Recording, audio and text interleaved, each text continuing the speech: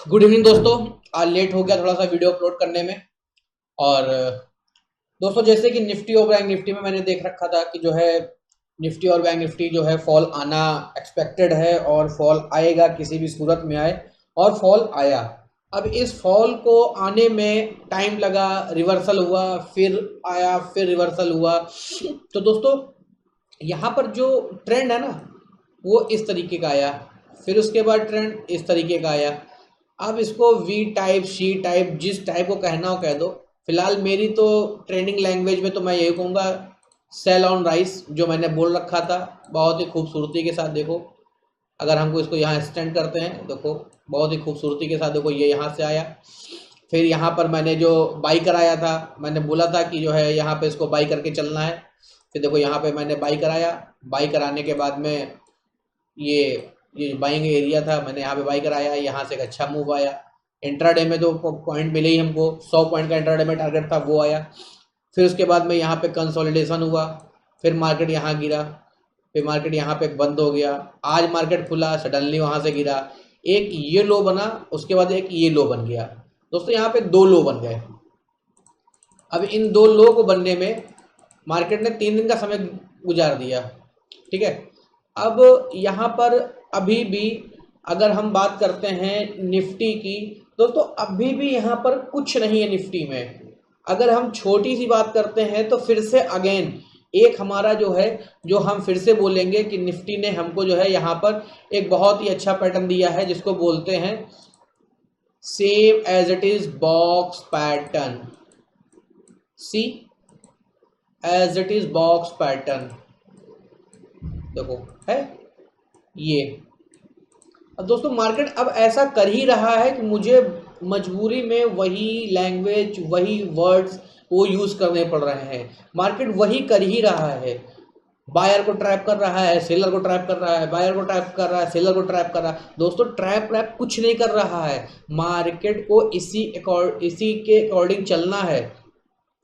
और यहाँ पे आप कोई भी न्यूज़ देख लो, कोई भी कुछ कर लो, कुछ भी कर लो। मार्केट में कल सुनने में आया था, बहुत बड़ी न्यूज़ आ गई, बहुत बड़ी न्यूज़ आ गई, ये हाहाकार हो गया, वो क्या हुआ, मार्केट गिरा और उसके बाद यहीं रेंगता रहा, रेंगता रहा। और जीरो हीरो वाले जीरो ही हो गए। ना मार्केट ऊपर गया, ना मार्केट नीचे गया। अब जिसको चिंदी चोरी करनी थी, वो चिंदी चोरी करके चुपचाप शांति से बैठ गया, क्योंकि मार्केट में चिंदी चोरी ही है और उसके अलावा कुछ नहीं है। तो दोस्तों, अभी जो क्या है कि थोड़ा सा हम इसको अवॉइड करेंगे। अवॉइड इसलिए करेंगे क्योंकि हमारे पास ट्रेडिंग का स्पेस बहुत कम है। ट्रेडिंग का स्पेस बहुत कम है। अगर हम यहाँ किसी स्टॉक की बात करते हैं, अगर हम यहाँ किसी स्टॉक की बात करते हैं, तो कोई भी स्टॉक ऐसा नहीं है कि जो हम यहाँ पे कैरी कर लें, जो हम यहाँ पे कर ले। अब जैसे दिव्य स्लैब है, ये भी रेंज बाउंड पड़ा हुआ है। हमारा ये महिंद्रा एंड महिंद्रा है, ये भी है। अब दोस्तों, यहाँ पर महिंद्रा की कितनी खूबसूरती के साथ यहाँ से गिरा, ठीक है। और ये देखो, यहाँ पे ये रेंज में फंस गया। अब ये रेंज फंस गया। अब रेंज फंसने के बाद में इसने क्या किया, एक ये यहाँ पर जो है ब्रेक डाउन दिया, और उसके बाद जो है एक यहाँ पे जैसे ये इसने रेंज बनाई थी, इस रेंज में आकर के फंस गया। अब महिंद्रा अगर यहाँ से रेंज हमारी ब्रेक करता है कल के दिन अगेन, तो दोस्तों यहाँ पे अगर महिंद्रा ने कल के दिन अगेन रेंज ब्रेक करी है, तो ये फिर ऐसे जाकर के ऐसे आएगा, ठीक है। जो कि आप देख रहे हो यहाँ पर जो है क्या लिख रखा हुआ है, स्ट्रॉन्ग सपोर्ट, ठीक। दूसरा, आईचएस मोटर में ऑलरेडी मैंने 5,000 रुपये के आसपास सेलिंग कराई रखी थी। आईचएस मोटर ऑलरेडी वहाँ से गिर चुका है। टाइटन 3200 में सेलिंग कराया था। मैंने बोला था कि टाइटन जब तक 3300 रुपये के ऊपर नहीं निकलता है, टाइटन को हम अवॉइड करेंगे। 31,500 रुपये के आसपास आएगा तो टाइटन को हम बाई करेंगे। देखो दोस्तों, यहाँ पर टाइटन जो है बहुत ही अच्छी तरीके से खूबसूरती के साथ देखो, टाइटन यहाँ पे इसने एक रेंज बनाई। ये रेंज बनाने के बाद टाइटन यहाँ से निकला। फिर यहाँ पे इसने एक 3280 रुपये के आसपास का एक रेंज दिया। फिर यहाँ पे रुकने की कोशिश करी, लेकिन रुका नहीं। फिर यहाँ से टाइटन नीचे आया। ऑलमोस्ट टाइटन जो है नीचे ही आ ही गया है। तो इसके अलावा टाइटन में भी यहाँ पे कुछ नहीं बचा हुआ है। टाइटन भी जो है अपना पूरा खाली कर रहा है। हीरो मोटोकॉर्प बिल्कुल दूर रहो। टेक महिंद्रा अभी टेक महिंद्रा में थोड़ी सी पोटेंशियल है, और वो पोटेंशियल किस चीज़ की है आई डोंट नो, क्योंकि टेक महिंद्रा को मैंने जो है 1400 रुपये के आसपास बाई कराया था, 1800 रुपये 400 पॉइंट की रैली आ चुकी है उसमें, और उसमें 2 महीने का उसने समय गंवा दिया। 2 महीने में उसने 1800 रुपये के 400 पॉइंट की रिकवरी दी, मतलब रिकवरी नहीं सॉरी तेजी दी। फिर उसके बाद यहाँ पर मैंने सेल कराया था टॉप पर। देखो ये एक छोटा सा पैटर्न बना हुआ था, इसको अगर जो समझते होंगे वो ये समझते हैं कि कितना खूबसूरत पैटर्न बना हुआ था। अब ये यहाँ से गिरा, यहाँ से जो है टाइटन में 200 पॉइंट की गिरावट आई। उस गिरावट में हमें ज़्यादा नहीं, केवल 100 पॉइंट मिले थे, क्योंकि हमारा एसएल भी बड़ा हो रहा था। तो सेल ऑन राइज जब हम बोलते हैं कि सेल ऑन राइज करो, तो लोगों की वहाँ पे हिम्मत ही नहीं पड़ती सेल ऑन राइज करने की। अरे यार, नीचे 75 पॉइंट नीचे सेल करके तुम 75 पॉइंट का रिस्क लेने के लिए तैयार हो, और जब 55 पॉइंट हमारा अप साइड जा रहा है वहाँ पे केवल 20 पॉइंट का रिस्क है, तो क्यों नहीं करते हो? फिर बाद में मैसेज करते हो, अरे मेरे हाथ से अपॉर्चुनिटी निकल गई। तो मेरा भाई मैं क्या करूँ, तुम्हारे हाथ से अपॉर्चुनिटी निकल गई, इसके जिम्मेदार भी तुम ही हो। मैंने तो तुमको लेवल दे दिया, इस लेवल को इस तरीके से काम करना है, अब करते नहीं हो तो मैं क्या करूँ। अब वहीं पे एचडीएफसी बैंक, दोस्तों एचडीएफसी बैंक पे नज़र गड़ा के रखिएगा। एचडीएफसी बैंक बहुत ही स्ट्रांग बुक है, और इस एचडीएफसी बैंक को यहाँ से निकलने में टाइम नहीं लगेगा। और आप जो है अगर एचडीएफसी बैंक मार्केट को देखते हुए एचडीएफसी बैंक को मत देखना, क्योंकि मार्केट अलग है, स्टॉक अलग है। बहुत लोग क्या करते हैं, मार्केट को देख करके अपना पोर्टफोलियो खाली कर देते हैं। अपना पोर्टफोलियो मार्केट को देखते हुए मत खाली करना। पोर्टफोलियो अपने स्टॉक का रिव्यू करके उसके बाद जो स्टॉक आपका जिस तरीके से बता रहा है कि मैं भाई निकल जाओ तो निकल जाओ, वो कह रहा है एवरेज करो तो एवरेज कर लो, प्रॉफिट बन रहा हो तो प्रॉफिट बना लो, निकल आओ, नहीं तो उसको अपने अकॉर्डिंग एनालिसिस करके उसका प्रॉफिट और लॉस बुक करो। ठीक है, मार्केट का सेंटीमेंट्स अलग है, स्टॉक का सेंटीमेंट्स अलग है। मैंने कई बार अपनी कई सारी वीडियो में बोला है कि मार्केट अगर गिर रहा है तो इसका मतलब नहीं है कि आप अपना पोर्टफोलियो खाली कर दो, इसका मतलब ये नहीं कि आप अपने स्टॉक बेच के बाहर बैठ के तमाशा देखो। आप अपने स्टॉक को अपने अकॉर्डिंग जिस विजन से बाई किया है उस विजन के अकॉर्डिंग उसको होल्ड करो। ठीक है, अगर उसमें कोई डाउनफॉल दिखाई पड़ता है, उसमें वीकनेस दिखाई पड़ती है तो एग्जिट करो, लॉस बुक करो, उसको रिकवर कर लो। ठीक है, लॉन्ग टर्म के लिए रखा है कोई दिक्कत नहीं, वो वहां से 20% 30% की फॉल आती है तो फिर वहां पे उसमें थोड़ा सा एक छोटे फंड से उसको ऐड ऑन करो। ठीक है, और यहाँ पर देखते हैं सन फार्मा। दोस्तों सन फार्मा में मैं ये कहना चाहूंगा, सन फार्मा अभी कम से कम 1600 रुपए और 1500 रुपए के आसपास आएगा। मेरा पहला टारगेट 1600 रुपए है। दोस्तों ध्यान रखिएगा इस बात को, 1780 रुपए का सन फार्मा चल रहा है। सन फार्मा को हम कहीं पर भी अगर टॉप पे कोई सिनेरियो बनाता है सेल का, तो हम उसके अकॉर्डिंग सन फार्मा को सेल करेंगे, और हमारा सन फार्मा का जो टारगेट है वो 1600 रुपए का है। तो ऑप्शन वाले बी केयरफुल, अपने मंथली एक्सपायरी होती है, इस एक्सपायरी में नहीं नेक्स्ट एक्सपायरी के अकॉर्डिंग कहीं टॉप पर सन फार्मा मिल जाता है तो वहां पे सन फार्मा को हम सेल ऑन राइज की स्ट्रैटेजी में डाल करके और वहां पे हम उसको पुट बाइंग करेंगे। अगर हो सकता है अगर दिसंबर में कहीं फॉल देखने को मिला या इसी मंथ में लास्ट में कहीं फॉल देखने को मिला तो सन फार्मा वाली 1700 रुपये वाली पुट या 1750 40 रुपये वाली जो पुटें हैं वो एक अच्छी तेजी दिखा दें। ठीक है, तो सन फार्मा पे अपनी नज़र बना के रखना, बहुत ही बढ़िया सन फार्मा जो है अपना पैसा बना के देने वाला है। दूसरी चीज़ बजाज ऑटो है। बजाज ऑटो को भाई साहब मैंने 7500 रुपये में बाई कराया था और बोला था आंख बंद करके बाई करो, छोड़ दो, 10,000 और 12,000 रुपये के टारगेट मिलेंगे। और हमको यहाँ पे बजाज ऑटो में 12,500 के टारगेट मिले थे। और ये बजाज ऑटो मैंने तब बाई कराया था जब बजाज ऑटो यहाँ पर ये वाली जो हमारी रेंज है, ये वाली 7400 वाली, ये रेंज यहाँ पे ब्रेक किया था, मैंने यहाँ पर बाई कराया था। और देखो कितनी खूबसूरती के साथ बजाज ऑटो कहाँ से कहाँ पहुँच गया है। ऑप्शन में जिसने भी पैसा लगाया बजाज ऑटो में अच्छा पैसा कमाया। बजाज ऑटो को मैंने जो है 11,500 के नीचे यहाँ पर सेल बोला था, और देखिए इतनी बड़ी गिरावट आई। अब लोग उसमें क्या कर रहे थे, भाई ये हो गया वो हो गया, अब क्या करना है। ठीक है, इस तरीके से लोगों ने क्या किया, बजाज ऑटो को जो है सेल करके पैसा कमाया, बाई करके भी पैसा कमाया, सेल करके भी पैसा कमाया। तो दोस्तों उसके ट्रेंड के अकॉर्डिंग चलो, ना कि मार्केट के अकॉर्डिंग। अगर स्टॉक का ट्रेंड अप है तो अप। ठीक है, बात करते हैं हम अपने नेक्स्ट बात करते हैं नेक्स्ट स्टॉक की। नेक्स्ट स्टॉक हमारा जो है वो बजाज फाइनेंस है। फुल्ली डाउन ट्रेंड है, इसमें कुछ नहीं करना है। अब यहाँ पे हमारे 1 2 3 4 फोर बॉटम मैच हो रहे हैं। अब फोर बॉटम मैच हो रहे हैं, बट यहाँ सिनेरियो बाइंग का कोई नहीं है, ठीक है। अब यहाँ पे जिसको घुसना हो घुसो, जिसको नहीं घुसना मत घुसो, चुपचाप बैठ के तमाशा देखो, ठीक है। अब यहाँ पे कोई बहुत अच्छी अपॉर्चुनिटी नहीं है, ठीक है। और अगर किसी को लेना भी है तो यहाँ पे 300-400 रुपये का एसएल रख करके ले सकता है। बाकी ओन कैपिटल ओन रिस्क, मेरा कोई व्यू नहीं है, मेरा कोई नज़रिया नहीं है। टीसीएस को मैंने बहुत ही अच्छा, क्या बताऊं, टीसीएस का मैंने 4500 का टारगेट दिया था, 4600 रुपये हमको मिले थे। बल्कि टीसीएस को मैंने जो है 3900 3850 के आसपास बाई कराया था।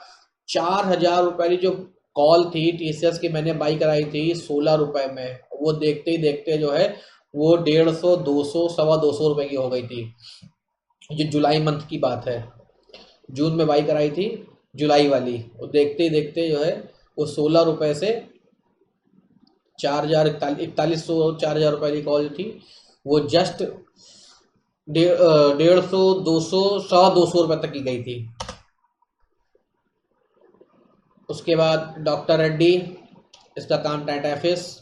अगर डॉक्टर रेड्डी कल की तारीख में अगर 1250 रुपये के ऊपर निकलता है तो फिर कहीं कुछ कहानी बनती है। 1250 के ऊपर नहीं जाता तो कोई कहानी नहीं है। दूसरा इन्फोसिस भाई साहब अभी भी इसका बेड़ा गर्द है, अभी इन्फोसिस में कुछ नहीं कर सकते हैं। Tata Motors Tata Motors Tata Motors भाई साहब किसने किसने ले रखा हुआ कमेंट करके बताना, किसके किसके पास भरा हुआ है और कौन कौन डिप पे भरता गया है।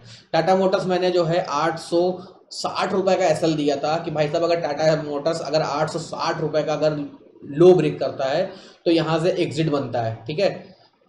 और ऑलमोस्ट 100 पॉइंट गिर चुका है। सो अभी कोई रिवर्सल नहीं है, कोई बाइंग नहीं है। अदानी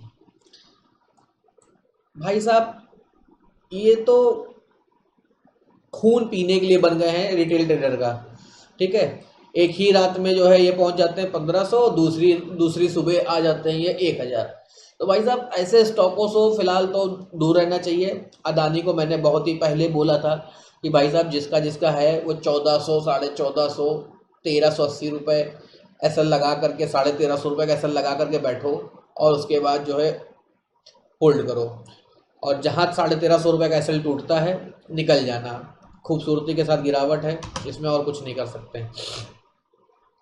दूसरा अपना, अब आप ये देखो यूपीएल, इसका भी अभी कुछ नहीं होना है क्योंकि अभी इसमें जो गिरावट आएगी वो बहुत अच्छी आएगी। क्योंकि यूपीएल में जो यहाँ पे बाइंग का एक सिनेरियो बन रहा था वो ऑलमोस्ट उसने 2 से 3 दिन में रिकवरी कर ली है। और यहाँ पर यूपीएल से जो है कुछ पैसा बनना नहीं है। विप्रो ये भी डाउन ट्रेंड में है। और विप्रो जब तक हमारा 610 रुपये के ऊपर नहीं निकलता है या 595 के ऊपर सस्टेन नहीं करता है तब तक विप्रो से भी दूर रहेंगे। क्योंकि विप्रो भी जो है अभी डोनाल्ड ट्रंप आए थे और आईटी मुंह उठाकर भागा था और अभी शपथ ली नहीं है और आईटी क्या बताएं क्या उठाकर गिर रहा है। एक्सिस बैंक ये भी सपोर्ट जोन में है, स्ट्रॉन्ग सपोर्ट जोन में है। अब यहाँ से 2 से 3 दिन में अगर एक्सिस बैंक में मंगलवार या बुधवार में कहीं से कोई रिकवरी आती है तो एक 50-60 रुपये के लिए जो है एक्सिस बैंक को बाई करके चल सकते हैं। नहीं तो जो आज एक्सिस बैंक का लो बना हुआ है इसके अकॉर्डिंग एक्सिस बैंक को यहाँ पर इसी के एसएल से, आज के एसएल से 1100, आज का जो एसएल है वो है 1115 रुपये। 1115 के एसएल से एक्सिस बैंक को होल्ड कर सकते हैं बस, क्योंकि 50 रुपये के ऊपर जाएगा नहीं और इसकी औकात नहीं है कि 50 रुपये 55 रुपये पार कर जाए। और ये यहीं से गिरेगा 1100 1050 रुपये के लेवल फिर से दिखाएगा। सिप्ला क्या ही कर सकते हो, कुछ नहीं, अभी कोई ट्रेंड नहीं है। कोटक बैंक में एक रिकवरी पॉसिबल है और वो रिकवरी जो है आप ये मान लीजिए 1680 से लगभग 40 पॉइंट की। कोटक बैंक अगर 1680 के एसएल से अगर आपको लेना हो ले सकते हो। और यही जो 1680 रुपये का जो एसएल है, बस यही एसएल बनता है। क्योंकि अगर ये 1680 रुपये का रेंज ब्रेक हुआ ना कोटक बैंक का, तो फिर ये 1500 वाले लेवल में ही आएगा। और जब 1500 वाले लेवल में आएगा ना, तो इसमें बहुत ही शार्प सेलिंग आएगी। मार्केट कुछ होल्ड कर रहा है बैकग्राउंड में, और क्या होल्ड कर रहा है कुछ डिसाइड नहीं है, बस वो होल्ड कर रहा है। अब जब वो इतना होल्ड कर रहा है ना, तो इसका मतलब कोई बड़ी न्यूज़ का वेट कर रहा है। जो बोलते हैं ना यार वो न्यूज़ आ गई इसलिए मार्केट गिर गया, यार वो हो गया ऐसे हो गया, भाई वो हो गया ऐसे, भाई ऐसा कुछ नहीं है। स्टॉक चीख चीख के बता देता है, ट्रेंड चीख चीख के बता देता है कि हाँ भाई ये होने वाला है। आप समझो तो, ना समझ पाओ तो भाई साहब मैं तो कुछ कर नहीं सकता। मैं तो बता ही सकता हूँ, मानो ना मानो आपकी है। क्योंकि मैं जो भी कर रहा हूँ, मैं ये मेरा खुद का पर्सनल व्यू है, और मैं अपनी चीज़ों को बता रहा हूँ कि इस तरीके से ये होना है, इस तरीके से ये होगा, और इस तरीके से होने के चांसेस 90% प्रोबेबिलिटी है। और वो मेरा ओपिनियन है, मेरा कोई रिकमेंडेशन नहीं है, मेरा कोई ऐसा मत नहीं है कि मैं आपको ज़बरदस्ती में कोई टिप दे रहा हूँ ना। मेरा ये ओपिनियन है, मेरा ये व्यू है, मैं अपना व्यू केवल शेयर कर रहा हूँ। आप अपना व्यू कमेंट बॉक्स में शेयर करिए कि आप किस स्टॉक में होल्डिंग हो, किस स्टॉक में प्रॉब्लम है, या किस स्टॉक में आप व्यू चाहते हो कि हमें इस स्टॉक में व्यू दीजिए कि क्या करना चाहिए, है ना। पावर ग्रिड, इनका तो अभी कुछ करना नहीं है, ये जैसे चल रहे हैं इनको चलने दो। भाई साहब अडानी जिसने पुट ली होगी उसका तो मोटा पैसा बना। ठीक है दोस्तों, मैं आपको एक बात बताना चाहता हूँ। अडानी जब पिछले साल गिरा था, तो मैंने ये बोला था कि अडानी अगर 3880 और 3850 के नीचे अगर अडानी गया तो भाई साहब पुट खरीद के चलना। ठीक है, मैंने पिछले साल बोला था। मेरे क्लाइंट ने बहुत मोटा पैसा बनाया था। मैंने क्लियर बोला था कि अडानी का बेड़ा गर्क होने वाला है। और मेरे को ये नहीं पता था कि वो क्या न्यूज़ है क्या नहीं है, बस मेरे को ये लगा था कि अडानी का जो होना था ना वो हो गया। क्योंकि देखो यहाँ पे मेरे को क्या लगा था कि अडानी एक ट्रेंड लाइन था, वो फॉलो कर रहा था, उसका ब्रेकडाउन आया। ठीक है, उसका ब्रेकडाउन आया। दूसरा, अडानी ने यहाँ पे डबल टॉप बनाया था, फिर उसने क्या किया, ट्रिपल टॉप बना दिया, फिर वहाँ से गिरावट आई, फिर ये कंसोलिडेशन करता रहा। भाई साहब उसने जो है जनवरी की पुट खरीदी थी। अब जो मोटा पैसा उसने बनाया है, जो मोटा पैसा बनाया है जिसका जवाब नहीं, ज़बरदस्त पैसा। मतलब उसने 11,000 12,000 रुपये का इन्वेस्टमेंट किया था, और लगभग 2.25 लाख 2.25 लाख रुपए के आसपास उसने प्रॉफिट बुक किया था। 300 क्वांटिटी की लॉट थी, और बहुत मोटा पैसा उसने बुक किया था।